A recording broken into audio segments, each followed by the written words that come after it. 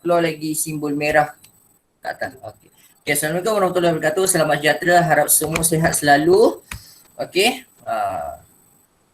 Dan saya akan memulakan hari ini topik hari ini iaitu perkembangan gerakan nasionalisme tempatan dan pendudukan Jepun. Alright. Perkembangan gerakan nasionalisme tempatan dan pendudukan Jepun. Okey, kita nak lihat perkembangan sebenarnya. Okey, apakah perkembangan gerakan nasionalisme tempatan? Okey, mungkin 37 kita dah belajar gerakan-gerakan anti-Jepun. Okey, pasukan yang menentang Jepun, tentera Jepun ni secara orang kata secara ekstrim lah, menentang secara radikal, menggunakan senjata seperti Regimen Askar Melayu, Force 136 dan MPAJA serta penglibatan Parti Kuomintang juga ada kerjasama dengan MPAJA kan untuk menentang Jepun melalui senjata. Tetapi untuk 3.8 kita tak lihat lagi gerakan-gerakan yang orang kata menentang secara menggunakan senjata. Untuk topik 3.8 dia menentang Jepun, dia tidak lagi menggunakan senjata. Sebaliknya lebih kepada pendekatan politik lah kalau kita dapat tengok seimbas kalau awak baca lah So untuk perkembangan semangat anti penjajah kita nak cerita sikit. Untuknya pada peringkat awal kedatangan Jepun orang Melayu sebenarnya bekerjasama dengan Jepun. Itu basic yang awak kena tahu. Masa awal-awal Jepun sampai ke tanah Melayu, orang Melayu memang bekerjasama dengan Jepun. Terutamanya yang ini awak kena kenal lah nama pertubuhan ini, iaitu Kesatuan Melayu Muda. Okey, nanti sampai tingkatan 5 pun awak akan selalu jumpa Kesatuan Melayu Muda ni yang dipimpin oleh Ibrahim Haji Yaakob. Ini pun tokoh popular, dikatakan nasionalis Melayu radikal. Okey, Ibrahim Haji Yaakob ni merupakan tokoh Melayu, tokoh orang Melayu, pemimpin tempatan lah. Tetapi Ibrahim Haji Yaakob ni awak kena tahu Ibrahim Haji Yaakob ni tidak pernah disukai oleh British. Okey, ketika nanti Jepun kalah, tanah Melayu diperintah semula oleh British, Ibrahim Haji Yaakob ni tidak ada tempat orang kata kedudukannya dalam politik negara kita. Okey, sebab dia dulu pernah pernah bekerjasama dengan Jepun. Jadi British memang tak akan ambil dia untuk usaha membentuk negara yang merdeka. Sebab tu awak tengok nanti bila negara nak ke arah kemerdekaan, orang kata British banyak bersama dengan Raja-Raja Melayu dengan UMNO sahaja. Okey, untuk yang macam Kesatuan Muda ni, Ibrahim Haji Yaakob, nanti awak akan kenal nama Dr. Burhanuddin Al-Helmi, PKMM, nanti awak akan kenal nama siapa lagi? Saya lupa ni.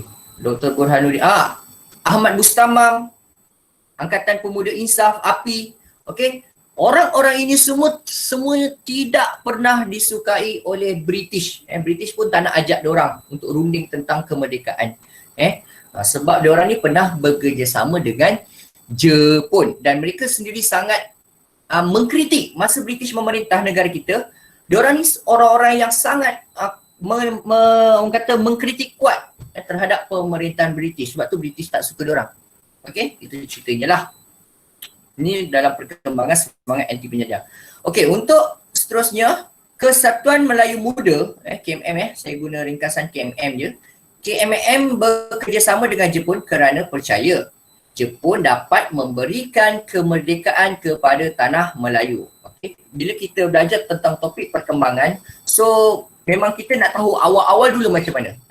Sebab dia cerita tentang perkembangan kan. So awal-awal kita nak tahu dululah macam mana. So bekerjasama. Okay, lepas tu kenapa mereka percaya dengan Jepun? Kenapa Ibrahim Haji Yaakob percaya dengan Jepun? Sebab dia percaya Jepun akan bagi kemerdekaan kepada tanah Melayu. Sebab Jepun dah berjaya menghalau British daripada negara kita. Sebab tu dijanjikan sesuatu supaya orang Melayu sokong diorang. Supaya orang Melayu akan anggap Jepun ini sebagai pembela negara Asia, hero Asia. Okey. Kemudian Kesatuan Melayu Muda juga, kepimpinan Ibrahim Haji Yaakob ni juga, mereka melihat Jepun sebagai kuasa Asia yang sangat-sangat dipercayai. Kuasa Asia yang sangat dipercayai. Kerana apa? Kerana Jepun ni masa sampai kat tanah Melayu, dia menggunakan beberapa slogan lah supaya nak mempengaruhi penduduk-penduduk tempatan, penduduk-penduduk di tanah Melayu.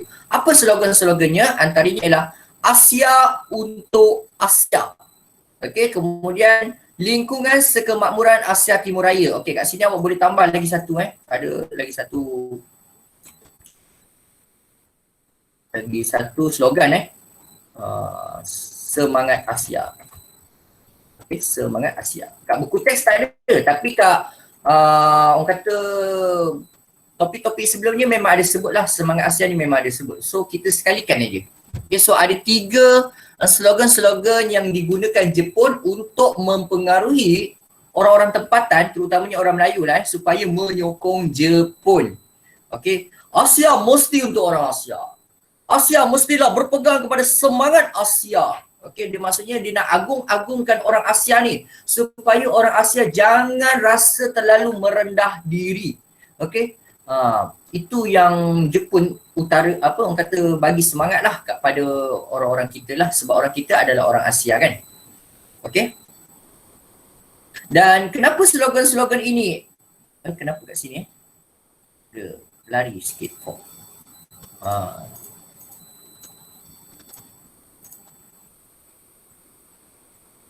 Okey, slogan-slogan ini digunakan untuk apa?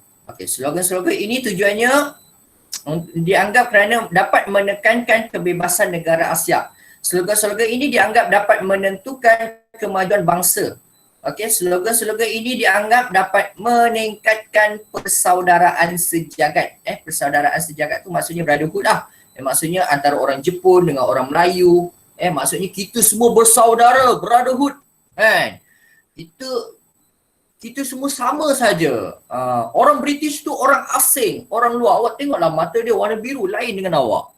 Awak tengoklah kulit dia putih lain dengan awak. Awak tengoklah rambut dia perang lain dengan awak, rambut hitam. Macam itulah contohnya lah Jepun. Dia nak samakan Jepun tu dengan kita tu sama.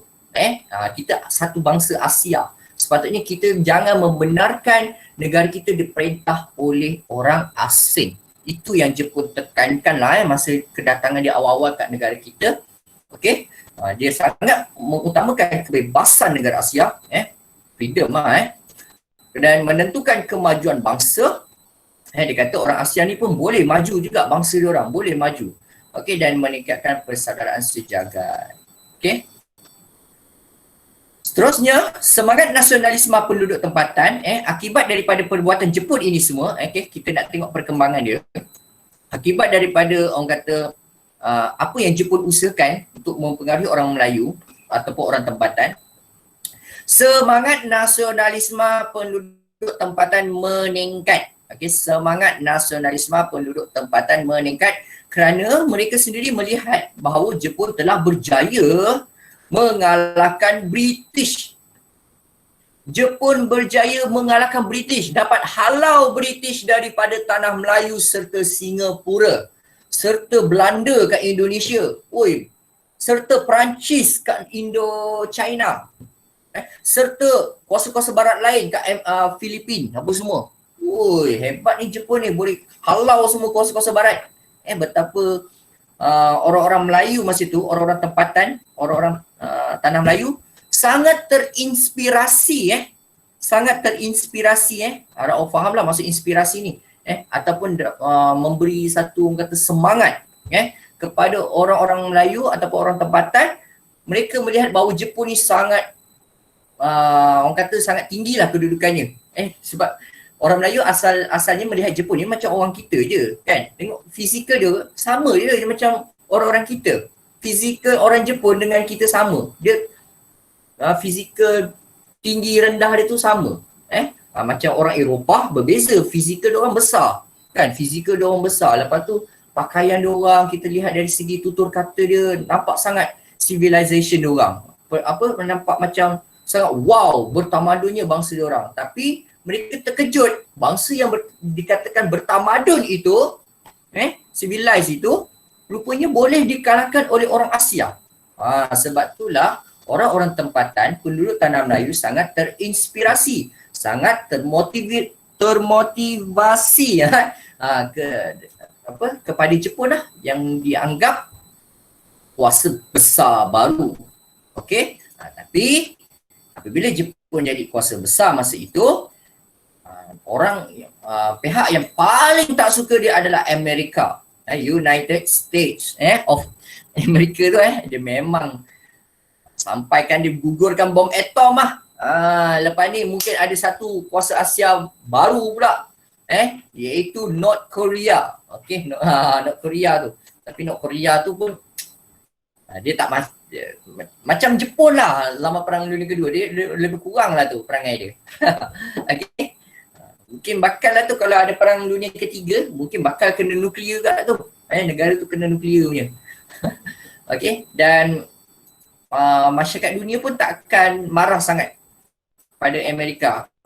Masa Jepun digugurkan bom atom oleh Amerika, masyarakat dunia pun tidak rasa terlalu marah pada Amerika. Itu awak kena tahu. Masyarakat dunia macam, wow, bagus lah Jepun kena. Faham tak? Faham tak macam tu? Itu maksudnya sebab satu dunia melihat Jepun ni satu kuasa yang jahat, begitu jahat, yang wajar digugurkan, kena bom atom tu, dia mati semua. Macam tu lah. Okay. Tu nak cerita panjang lebar, saya tak nak cerita kat sini lah. Okay, kemudian next. Okay, lepas tu kita akan lihat perjuangan orang Melayu dalam menuntut kemerdekaan. Okay, sebab berbalik kepada topik kita, iaitu kita nak lihat perkembangan kan. Perkembangan gerakan nasionalisme tempatan dan pendudukan Jepun. Okay, yang kedua adalah perjuangan orang Melayu dalam menuntut kemerdekaan. Macam mana perkembangannya? Okay, apa cara orang-orang Melayu ni nak menuntut merdeka? Okay, so ceritanya bermula beginilah. Okay, setelah Jepun berjaya menghalau British, mengusir ni menghalau lah. Setelah Jepun berjaya mengusir British, Jepun bertindak untuk membebaskan ahli-ahli KMM yang dipenjarakan British. Seperti yang saya beritahu awal-awal, KMM, Kesatuan Melayu Muda ataupun lebih pemimpinnya Ibrahim Haji Yaakob, tidak pernah disukai oleh British. Bahkan ahli-ahli KMM dipenjarakan oleh British. Tetapi setelah Jepun berjaya halau British kat negara kita, Jepun bebaskan semua ahli KMM tu yang pernah dipenjarakan. Ini tak perlu ni, ini orang-orang yang baik dengan aku kan. Jepun cakap lah, ini orang-orang yang baik dengan aku, korang semua keluar. Korang bebas, merdeka. Wow. So ahli-ahli KMM ni sangat gembira lah setelah British dikalahkan oleh Jepun. Kenapa agak-agak ahli KMM ni dipenjarakan British? Kat sini dia tak ada sebut lah. Tapi yang sebenarnya, kenapa mereka ini dipenjarakan British, sebenarnya ahli KMM, sebelum Jepun sampai kat negara kita, ahli-ahli KMM ni, Kesatuan Melayu Muda, sudah melancarkan propaganda, buat kerja-kerja propaganda. Dia menceritakan, menyebarkan risalah, menyampaikan ceramah kepada penduduk-penduduk tanah Melayu bahawa mereka memandang tinggi bangsa Jepun ni yang pernah kalahkan Rusia. Dia selalu menceritakan orang kata kekuatan tentera Jepun ni. Okey, sepatutnya kita perlu merdeka daripada British. Macam itulah. So dia banyak mengkritik British. Sebab itulah British tidak pernah menyukai Kesatuan Melayu Muda sebab dia sangat lantang bersuara. Menyuarakan kritikan terhadap British serta banyak mengagung-agungkan kuasa Jepun itu sebagai inspirasi orang Asia. Okey? Sebab dia suka ceritalah, Jepun, awak nak tahu tak korang semua? Wahai orang-orang Melayu, macam itulah umpamanya dia cerita, wahai orang-orang Melayu, tahukah kalian bahawa Jepun telah mengalahkan Rusia, satu kuasa besar di Eropah? Kamu tahu ke tidak tahu? Jepun juga telah berjaya menakluk Manchuria. Jepun juga telah berjaya menakluk China, satu negara yang memiliki populasi penduduk terramai di dunia. So masa tu orang Melayu dia tercengang kan dengan ceramah-ceramah Kesatuan Melayu Muda ni. Jadi mereka terpengaruh tau. Kebanyakan orang tanah Melayu mula terpengaruh dan percaya bahawa British itu jahat, Jepun itu baik. Jepun itu satu kuasa yang perlu disokong. Itulah sebabnya mereka dipenjarakan oleh British. Okey, yang ini memang tak ada cerita kat buku teks lah. Ini berdasarkan pengetahuan saya lah. Okey, seterusnya. Jepun juga memberi ruang kepada Kesatuan Melayu Muda untuk giat dalam politik. Okay, so perjuangan orang Melayu ni setelah ahli KMM berjaya dibebaskan daripada dengan British, Jepun bagi ruang kepada KMM untuk giat dalam politik. Bila awak giat dalam politik, awak boleh memperjuangkan sesuatu. Okay, kalau zaman British, KMM ni tak diberi ruang. KMM ni suaranya disekat oleh British. Sebab pun ada sebab lah British buat macam tu. Sebab kau kutuk aku. Kenapa perlu aku suka kau? Macam tu kan. So bila Jepun perintah, Jepun bagi KMM ruang. Bagus, bagus. Kamu puji lagi saya, kutuk lagi British. Macam tu. So semua berkepentingan lah. Ada kepentingan masing-masing. Dia akan sokong lah. Okay, mulai Jun 1942, Jepun telah membubarkan. Tapi yang kat sini dah pening sikit. Dah kepala otak kita dah bergoyang sikit. Tapi ini yang kat buku teks dia cerita. Tapi tahun 1942, okay, Jepun membubarkan. Maksud membubarkan ni tutup lah. Tutup KMM. Membubarkan KMM kerana pemimpin KMM bertindak ingin mendapatkan kemerdekaan tanah Melayu daripada Jepun. Kat sini kita dah boleh tahu betapa hipokritnya Jepun. Faham tak maksud hipokrit? Faham kan? Hipokrit ni maksudnya cakap tak serupa bikin lah.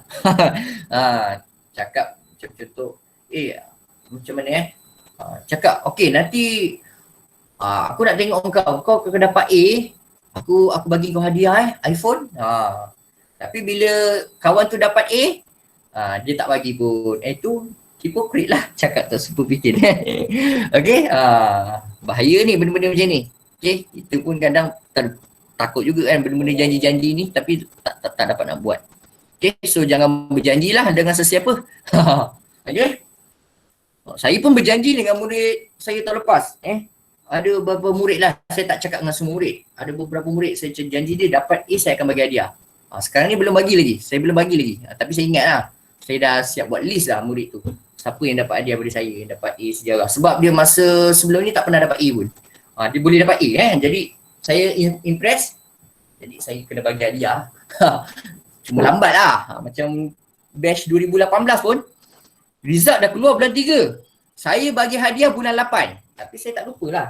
Lambat lah. Cuma lambat. Bulan 8 baru saya bagi hadiah. Okay, so seterusnya.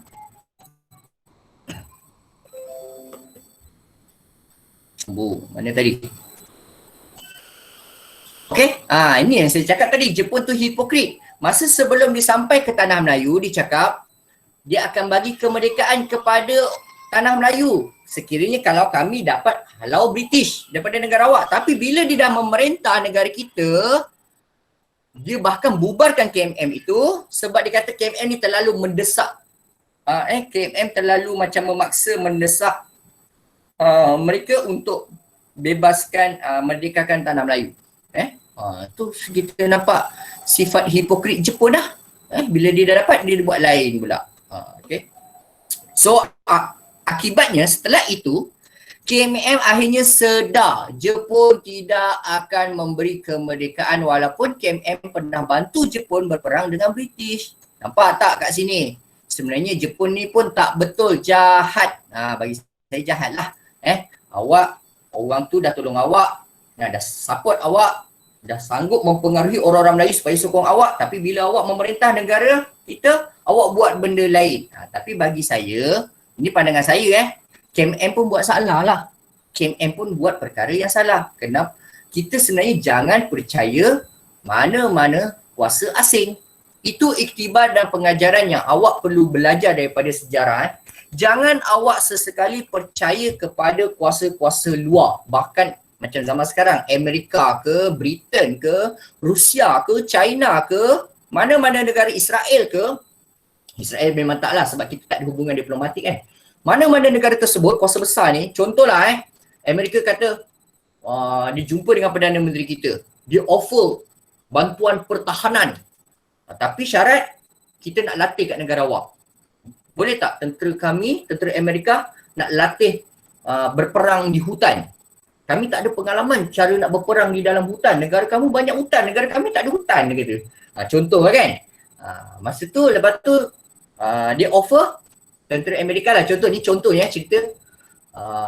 Saya akan berikan peruntukan kewangan yang besar untuk ketenteraan kamu. Tapi syarat tolonglah benarkan kami nak buat train kat hutan kamu, kat laut kamu. Kami nak letakkan pangkalan tentera laut kami kat perairan kamu. Okay. So kalau sekiranya berlaku benda macam tu, awak nak benarkan ke tidak? Nak benarkan ke ataupun tidak? Macam mana? Tidak. Tidak kalau jangan. Sebab kita dah belajar daripada sejarah dulu. Sultan Kedah pun pernah kena tipu Dulu punya Sultan Kedah, Sultan Abdullah pernah kena tipu dengan British. British cakap, kalau kamu nak perlindungan daripada tentera British, SHTI, okay, bagi kami Pulau Pinang lah. Kami nak Pulau Pinang tu. Kami sanggup beli, sanggup bayar kepada kamu berjuta-juta pound sterling tu. Boleh letak bagi duit je, tak ada masalah. Tapi kami nak Pulau Pinang. Okay, dan kami sedia menawarkan bantuan pertahanan kepada kamu sekiranya kamu diserang oleh negara lain. Contohnya Siam kan. Siam tu Thailand Masa itu Thailand selalu nak mengancam Kedah, Kesultanan Kedah. So Sultan Kedah bagilah Pulau Pinang, bagilah Pulau Pinang tu, letak pula tentera-tentera dia semua, SHTI, British semua kat sana. Bila dia dah dapat, lepas tu Siam nak serang Kedah. Lepas tu Sultan Kedah minta bantuan kepada tentera British. Mana British kau dah janji kata nak tolonglah aku lawan Siam. Akhirnya Francis Light masa tu tepuk tangan dia. Saya sebenarnya tak ada janji dengan kamu. Kita tak ada buat perjanjian. Kita tak ada tanda tangan apa-apa surat. Alamak, ke situ pula dia cerita. Itu kesimpulannya, iktibar. Bahkan suatu masa pun kalau awak nanti, macam contoh, tak kisahlah siapa-siapa kan. Jadi pemimpin jangan terlalu percaya dengan kuasa-kuasa luar ni. Semuanya mesti nak benefit, mesti nak something yang untung untuk diorang. Diorang nakkan bila dia offer sesuatu, dia nak benda apa orang kata, keuntungan sesuatu daripada kita juga. Kita kena berikanlah kedaulatan kita ke, kedaulatan wilayah ke apa. Okay. So jangan percaya dengan mana-mana kuasa luar, termasuklah barat ke, timur ke, China ke. Sekarang ni China China yang kuasa besar Asia sekarang ni. Kita nampak lihat China kuasa besar Asia yang terbaru ni. Okey. Kalau zaman-zaman 1940-an, 30-an, 40-an ni, Jepun kuasa besar Asia. Okey. So kita percaya Jepun. Habislah kita kena. Lepas Jepun memerintah negara kita, bahkan ekonomi tanah Melayu masa itu lebih teruk, jauh lebih teruk berbanding zaman pemerintahan British. Okey, lebih teruk. So mana semangat jati diri awak kata Asia mana? Lepas tu awak dah tak nak sokong dah. Siapa suruh sokong Jepun? Dan kita pun tak boleh juga sokong British. Tapi British ada juga sedikit kebaikan. Kebaikannya dia ajar kita cara nak mentadbir negara kerajaan. Kalau British tak ada pun, mungkin kita masih lagi mengamalkan kesultanan lagi, sultan yang berkuasa mutlak macam Brunei. Tapi Brunei tak ada masalah. Brunei rakyat dia suka sultan dia. Dia tak ada buat pemberontakan apa-apa pun. Sebab dia jaga kebajikan rakyat dia. Okey, seterusnya.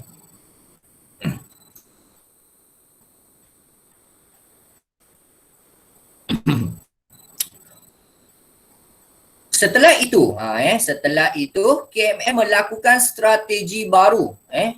KMM buat strategi baru iaitu menentang Jepun pula. Sebab dia marah. Jepun takkan bagi kemerdekaan. Dia marah Jepun tak nak bagi kemerdekaan walaupun dia pernah bantu Jepun masa lawan British. Lepas tu KMM buat apa? KMM buat strategi baru iaitu menentang Jepun melalui gerakan bawah tanah, underground. Lawan Jepun secara senyap-senyap, underground. Gerakan bawah tanah yang didukung oleh organisasi tentera. Dia ada tentera dia sendiri.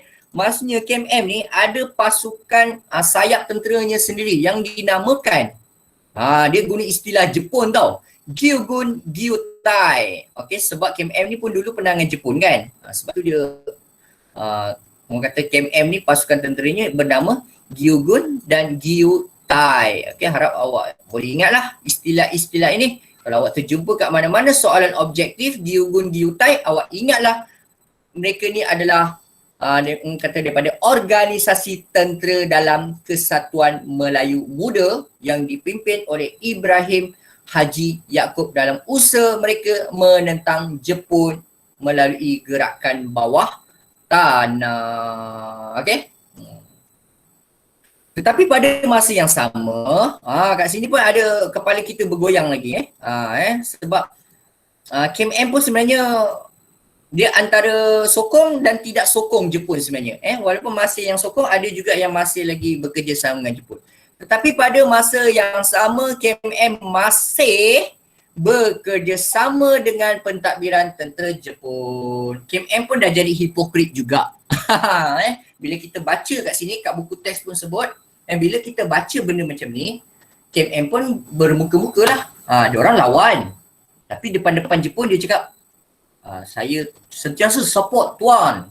Tapi belakang-belakang macam tak suka Jepun. Sebab kenapa tak suka Jepun? Sebab diorang minta merdeka, Jepun tak pernah bagi. Faham tak macam tu? So jangan percayalah dengan mereka ni semua. Okay, menjelang Jun 1945. Okey, Jun 1945 ni orang kata penghujung Jepun nak mula mengalami kekalahan. Jun 1945, kalau semua tahu, tarikh 1945 ni awak kena ingat tau, tarikh keramat ni 1945 ialah tarikh tamatnya Perang Dunia Kedua. Second World War ni, Perang Dunia Kedua ni tamat tahun 1945. Paling jelas tarikh tamat Perang Dunia Kedua pada bulan Ogos. Kita ingat merdeka Ogos kan? So awak ingatlah Ogos 1945 tarikh tamatnya Perang Dunia Kedua. Jun ni adalah bulan 6. Julai 7, 8. Lagi sebulan lebih, 2 bulan. Maka tamatlah Perang Dunia Kedua. Peristiwa yang menunjukkan Perang Dunia Kedua tamat, siapa tahu? Apa peristiwa yang menunjukkan Perang Dunia Kedua telah tamat? Ada yang nak respon? Ya? Apa ni Ruban? Pengeboman Pengeboman apa? di bandar Hiroshima oleh United States, Amerika.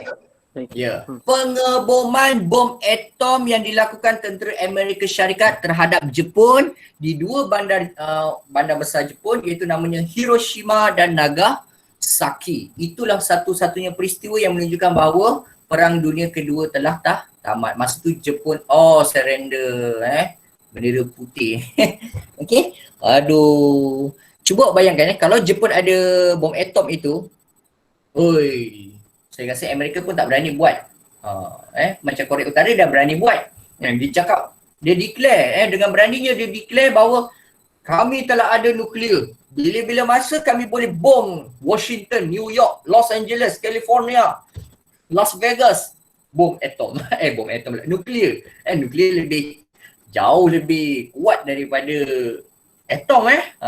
Jauh lebih kuat nuklear ni. Jangan main. Okay, so sambung lagi. Kenapa lari lagi benda ni?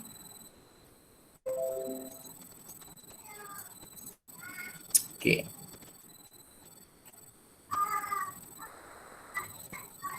Okay, namun begitu masih ada segelintir. Walaupun dia cakap kat sini ada yang kata yang menentang Jepun kan. Lepas tu pula ada kerjasama.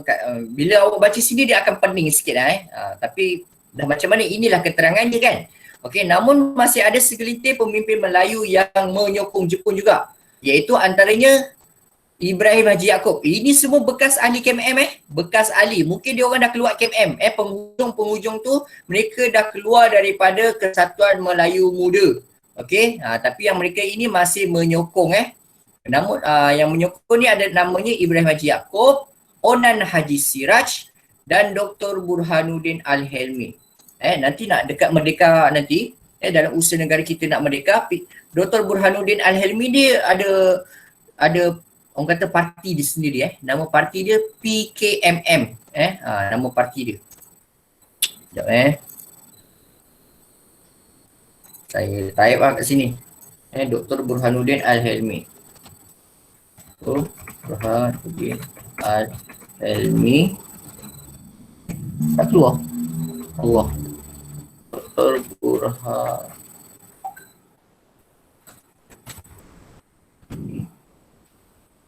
Pemimpin PKMM. Parti Kebangsaan Melayu. Okey, boleh tengok chatting tu lah. Dr. Burhanuddin Al-Helmi ni tokoh penting juga Tapi mereka tiga-tiga ni semua tak disukai British Mereka ni tak pernah menyukai, tak disukai oleh British. Dr. Burhanuddin Al-Helmi adalah merupakan pemimpin PKMM iaitu Parti Kebangsaan Melayu Malaya. Dan apa cerita tiga-tiga orang ni? Tiga-tiga individu ini. Mereka bertiga merupakan bekas ahli Kesatuan Rakyat Muda yang menubuhkan Kesatuan Rakyat Indonesia Semenanjung. Apa kena-mengena Indonesia ni? Apa kena-mengena Indonesia ni? Bukankah mereka orang Melayu, orang tempatan? Sebenarnya saya ada Google juga sedikit tentang background dia orang ni. Mereka ni mungkin mereka tak lahir kat Indonesia, tetapi mereka berketurunan Indonesia dan mereka sangat menginspirasikan perjuangan rakyat Indonesia lawan Belanda. Boleh faham tak? Orang-orang ini semua ini, dia orang sangat menyanjung tinggi bangsa Indonesia. Dan sebab dikata orang Indonesia ni sangat berani, kuat lawan penjajah, mati pun tak apa. Sebab tu mereka nak rasakan bahawa di tanah Melayu perlu macam orang Indonesia juga. Kalau kita perlu lawan guna kekerasan, kita guna kekerasan lawan penjajah. Tak nak main diplomasi, tak nak main bincang-bincang runding ni, tak nak semua. Sebab itulah British tidak pernah menyukai mereka. Sebab mereka dianggap radikal. Radikal tu yang menentang keras dianggap radikal oleh British. Sebab itulah mereka ni dia orang ni tak ada, orang kata tak ada jawatan apa-apalah. Menteri bila negara kita dah merdeka, dia orang tak dapat apa-apa. Yang dapat Tunku Abdul Rahman, Tun Abdul Razak, Ismail Abdul Rahman, orang-orang yang British lah Apa tu? Itu tokoh-tokoh UMNO lah, tokoh UMNO. Seterusnya. Chris ni, yang ni awak kena ingat. Yang ini awak kena ingat. Soalan pernah keluar, soalan objektif. Kalau awak rajin buat soalan objektif, awak akan jumpa Chris ni, Kesatuan Rakyat Kesatuan Rakyat Indonesia Semenanjung. Kenapa ianya ditubuhkan? Ditubuhkan untuk mencapai kemerdekaan tanah Melayu bersama-sama dengan Indonesia. Inilah hasrat mereka. Boleh ingat tak Chris ni? Tujuannya untuk apa? Tujuannya dia nak bawa kemerdekaan tanah Melayu itu bersama-sama dengan Indonesia, satu negara Melayu Raya yang besar. Satu negara Melayu Raya, ataupun kadang-kadang mereka juga sebut Indonesia Raya. Raya tu masuk raya tu R-A-Y-A tu, raya-raya, hari raya tu. Masuk raya tu besar lah. Hari raya, hari yang besar. Jalan raya, jalan yang besar. Lagi satu hantu raya saya tak nak sebut lah. Apa maksud hantu raya? Hantu yang besar, yang tinggi tu kan. So masuk raya tu maksudnya besar. So mereka juga nak membentuk Melayu Raya ataupun Tanah Melayu bersama-sama dengan Indonesia merdeka bersama-sama. Tapi hasrat mereka ni tak tercapai Ada sebab lah kenapa sebab cita-cita diorang ni tak tercapai. Sebab Jepun pula. Sebab Presiden Indonesia isytiharkan merdeka lebih awal sebenarnya. Dan Jepun pun serah kalah awal. Malangnya Jepun memberitahu kepada Chris ni bahawa kemerdekaan tanah Melayu bersama-sama dengan Indonesia itu tidak dapat dicapai. Kemerdekaan tanah Melayu bersama-sama itu tidak dapat dicapai. Kerana apa? Kerana Jepun telah menyerah kalah secara rasmi. Kalah secara rasmi pada 15 Ogos. Seperti yang saya katakan, Jepun memang kalah, surrender Perang Dunia Kedua Ogos 1945 15 Ogos 1945 dalam perang mereka dengan tentera bersekutu. Tentera bersekutu ni siapa? Ingat lagi tak tentera bersekutu? Siapa boleh listkan kat saya? Tentera bersekutu dalam Perang Dunia Kedua. Tentera apa yang ada kat situ? Flashback balik.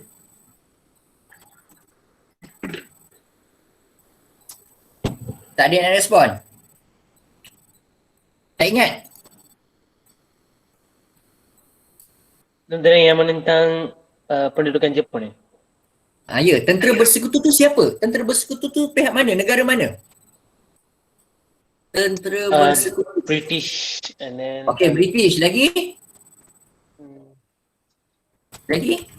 British tu Britain lah Australia. Australia, ya ke? Bukan. Australia. Australia tu sebenarnya pun tentera bersekutu juga. Tapi yang saya nak puas yang utama, yang negara utama je. Negara dia sebenarnya banyak, tentera bersekutu ni sebenarnya banyak, tapi saya nak yang utama. Negara apa yang awak kenal? Britain. Okey, saya type lah awak tengok Amerika Syarikat. Amerika Syarikat. Lagi? Rusia, Britain, Amerika. Lagi? Perancis. Ya, Perancis. Ada lagi tak? Rusia. Ya, Rusia. Okey, saya ambil 4 je yang lain-lain adalah Kanada, Australia. Ada yang lain-lain tu. New Zealand apa semua tu. Itu semua tentera bersekutu lah Itu semua tentera bersekutu. Tapi awak ambil yang utama je lah. Yang ikut buku teks sebenarnya tentera bersekutu ni banyak. Tapi kita ambil yang utama yang ada kat buku teks, iaitu antaranya Britain, Amerika Syarikat, Perancis dan Rusia. Itu adalah kuasa-kuasa tentera bersekutu. Kuasa bersekutu ataupun tentera bersekutu. Okey. Lain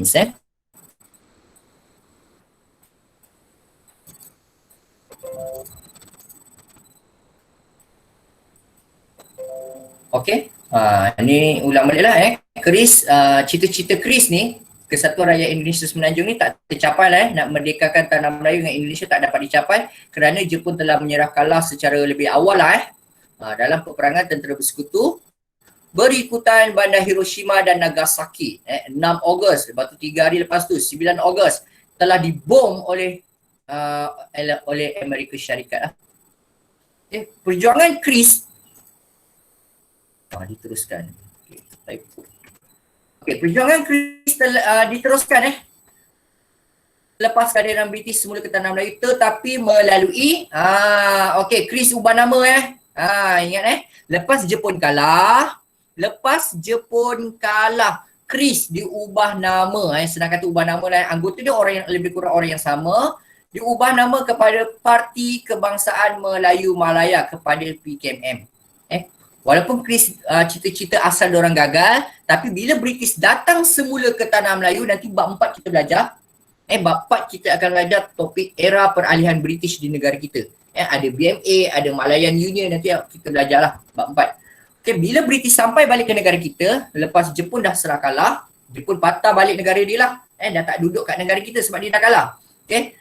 Chris tetap wujud, tetapi dia menggunakan nama baru, iaitu PKMM, Parti Kebangsaan Melayu Malaya. Alright, ingat ni nanti kepimpinannya antara orang-orangnya adalah Dr. Burhanuddin Al-Helmi jadi kepimpinan PKMM. Merupakan parti politik pertama ditubuhkan selepas zaman pendudukan Jepun. UMNO pun belum wujud UMNO tu belum lagi wujud ketika itu. UMNO hanya wujud lebih kurang tahun 1946. Tahun 46 masa tu Malayan Union nak dibangunkan, barulah UMNO itu wujud. Disediakan diperkenalkan oleh Dato' On Jaafar. Okey, so apakah ni matlamat soalan bonus lah. Apakah matlamat Kesatuan Rakyat Indonesia Semenanjung Chris? Ni dah tahu kan jawapan dia? Apa matlamat dia? Inilah matlamat dia. Ingin membawa tanah Melayu merdeka bersama-sama dengan Indonesia. Okey, ingin membawa inilah mencapai kemerdekaan tanah Melayu bersama-sama dengan Indonesia. Ini adalah matlamat Chris. Okey. Bukan Chris Chris. Tak ada huruf E kat sini.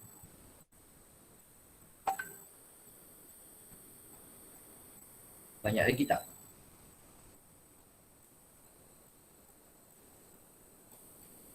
Korang ada kelas lagi ke lepas ni? 4 UPNM tak ada cikgu. 4 UPNM tak ada Boleh tak saya habiskan je? Boleh cikgu.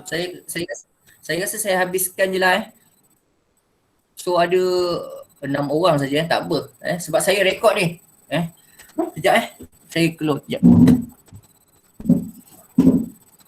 Awak boleh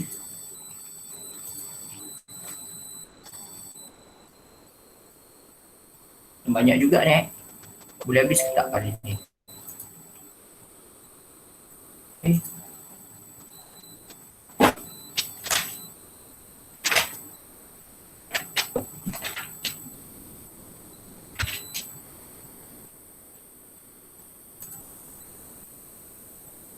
Sekejap Laptop saya hang ni.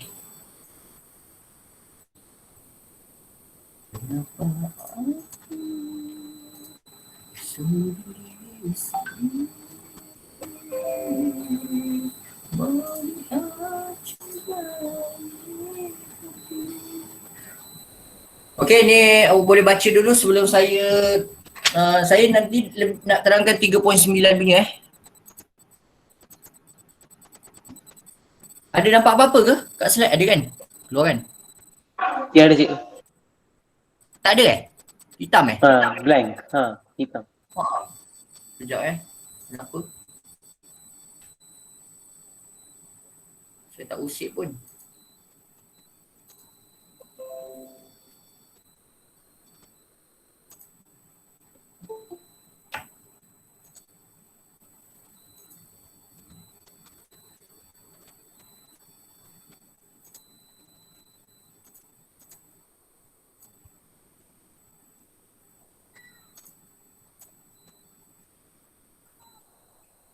Okey, ni kesedaran politik di Sarawak dan Sabah. Okey, kat buku teks pun ada muka surat 81. Okey, dia tak ada cerita apa sangat tapi adalah beberapa perkara yang penting awak kena tahulah. Okey. Okay, awak baca dulu boleh tak? Saya nak keluar sekejap.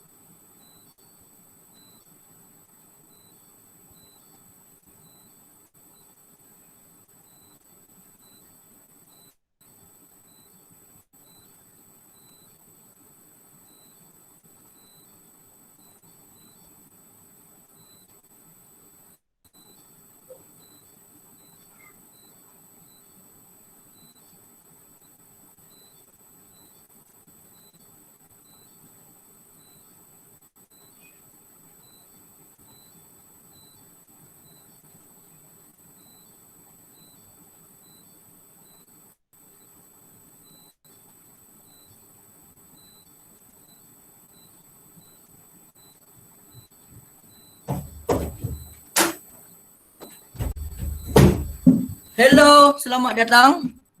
Semua ada lagi? Ada cikgu. Okey. Berapa orang yang tinggal?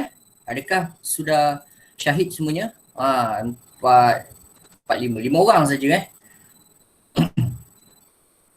Tak apa, kita teruskan perjuangannya. Walaupun seorang pun saya terus je. Walaupun tak ada orang pun saya terus juga. Nanti saya akan datang pun saya share juga video ni. Okey. Cuma perasaan tu kalau tak ramai kan, dia akan semangat tu serba sedikit, ganggu sikit lah kurang semangat. Kalau ramai semangat sikit nak ngajar. Okey, so kesedaran politik di Sarawak dan Sabah, kat Sarawak okey, dekat cerita kat sini ada Persatuan Kakyo Kokokai. Okey, kalau ingatlah nama macam ni, Kakyo Kokokai. Apa itu Kakyo Kokokai? Okey, merupakan kegiatan politik yang berada di Sarawak. Okey, Kakyo Kokokai Sarawak dan kegiatan politik di Sarawak ini dikawal Jepun walau bagaimanapun mereka ini dikawal oleh Jepun nama persatuan tersebut, nama persatuan ialah Kakyo Kokokai di Sarawak. Persatuan ini merupakan persatuan hasil gabungan persatuan-persatuan Cina. Ya, ini. Ingatlah persatuan hasil gabungan persatuan-persatuan Cina. Okey, Kakyo Kokokai ni yang wujud di Sarawak. Okey, seperti sedia maklum kat Sarawak pun ramai orang Cina yang dibawa oleh British. Jangan awak fikir kat Sarawak ni tak ada orang Cina. Cikgu Lau, kenal tak Cikgu Lau Han Ki? Korang kenal lah. Cikgu Lau adalah orang Cina Sarawak. Asal Sarawak, tapi tanya dia, kenapa tak nak duduk Sarawak? Sarawak tak ada apalah. Saya suka duduk Johor. Johor macam-macam ada. Aeon ada, JPO ada, shopping mall ada, tempat pelancongan ada. So dia dah seronok kat Johor. Kahwin pun dengan orang Johor tak silap saya lah isteri dia. Seorang cikgu juga. Okay, so itu Kakyo Kokokai Persatuan Gabungan Persatuan-Persatuan Cina. Persatuan Cina banyak. Sebenarnya persatuan Cina tu banyak. Persatuan Cina A, persatuan Cina B, gabung kerjasama, dia membentuk satu persatuan saja. Nama persatuan itu yang berada di Sarawak dinamakan Kakyo Kokokai. Okey, dan persatuan itu tersebut disponsor sponsor tu bahasa Melayunya tajaan. Ditaja oleh Jepun. Sebab itulah kenapa itu menjadi alasan Jepun kontrol diorang. Jepun sangat kontrol persatuan Kakyo Kokokai itu sebab Jepun sendiri yang bagi duit. Takkan kau nak lawan aku kan? Aku dah bagi duit, takkan kau nak lawan aku? Okey, macam itulah logiknya lah Okay, itu persatuan Kakyo Kokokai. Okey, kemudian di Sarawak juga, bagaimana kesedaran politik di Sarawak selain persatuan Kakyo Kokokai ni yang kebanyakannya orang Cina. Memang orang Cina lah persatuan Cina. Ada juga persatuan-persatuan dari kita lihat dari segi orang Melayu dan orang Iban lah. Untuk orang Melayu dan orang Iban, bagaimana politik di sana?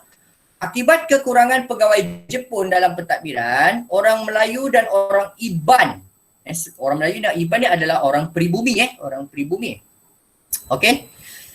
Diberikan jawatan dan kuasa sebagai pegawai daerah. Okey. Antara keyword lah orang Melayu dan Iban diberi jawatan sebagai pegawai daerah yang sebelum itu hanya disandang oleh pegawai British.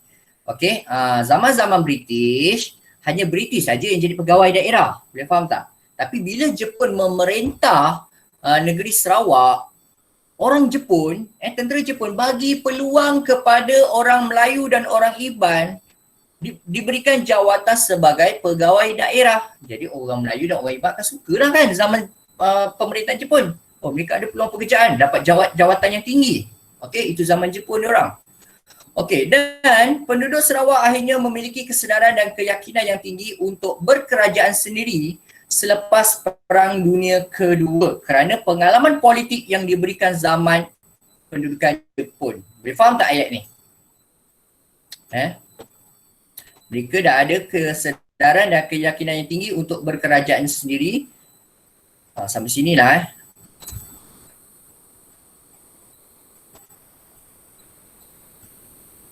kerana dah ada pengalaman politik. Sebab ada pengalaman ni. Okey, sebab ada pengalaman politik yang diberikan oleh siapa? Oleh Jepun. Jepun sendiri dah melatih orang Melayu dan orang Iban ini bagaimana nak mentadbir sesebuah kerajaan. Okey, jadi apabila Jepun dah kalah, nanti bab 4 awak belajar bab 4 nanti awak belajar, iaitu penyerahan Sarawak kepada British. Orang Sarawak sangat paling kuat menentang masa tu. Orang Sarawak tak nak serahkan Sarawak kepada British. Itu nanti bab 4 dia tak nak serah. Sampaikan Governor Sarawak telah dibunuh. Sir Duncan Stewart tu, orang tertinggi, jawatan tertinggi British telah dibunuh oleh orang Sarawak, iaitu Sir Duncan Stewart dibunuh oleh Rosalie Dobie sampai macam tu sekali. Sebab mereka rasa buat apa kami nak perlukan orang British memerintah negeri Sarawak, biarlah kami memerintah. Lagipun kami sudah ada pengalaman, kami dah tahu dah macam mana nak mentadbir kerajaan sendiri. Sebab Jepun dah ajar kami, Jepun dah kalah, kamu keluar je lah. Ataupun mereka sebenarnya dah selesa duduk di bawah pemerintahan keluarga Brooke. Masa tu Brooke datang balik, Winer Brooke. Jadi dia orang okey lagi sebab dalam perlembagaan negeri Sarawak, perlembagaan 41 memang sebut bahawa mereka akan diberikan kerajaan sendiri. Jadi dia orang tak risau. Tapi bila British mula nak ambil negeri Sarawak selepas Jepun kalah, Sarawak, orang-orang Sarawak memang menentang masa tu. Itu ceritanya lah Itu cerita detail kat bab 4. Okey. Seterusnya Sabah. Okey. Saya rasa sampai sini je lah 39 mungkin esok-esok lah. Okay. Sebab 39 pun rasanya tak banyak Sambung je lah esok. Sambung. Banyak-banyak juga kan. Okey, so Sabah ada dua parti, PKML dan Parti Kebangsaan Melayu Tawau. Itu saja, dia tak cerita apa-apa pun kat buku teks, tak ada cerita apa-apa. Just dia sebut je macam ni. Okey, so ini sajalah fakta yang disebut So ada soalan nak tanya apa-apa? Berkenaan dengan bab 3. Bab 3 banyak sampai 3.9.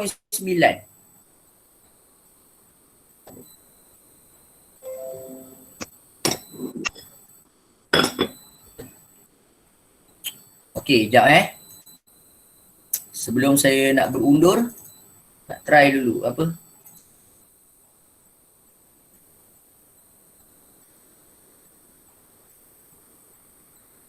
soalan bab 3.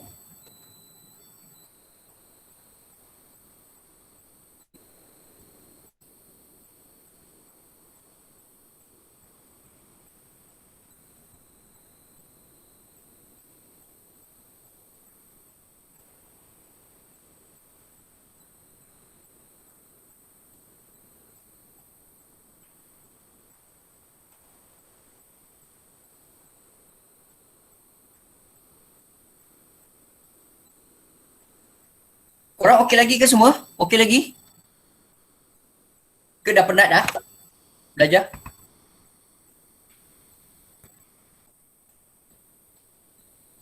Okey, nak tunjuklah. Try lah korang jawab Korang nanti saya tulis kat sini soalan nombor 1 Okey, ada 5 murid kat sini kan?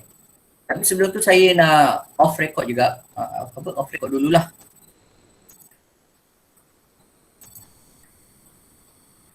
Oh, Nuriza Akilah dah left dah. Takut.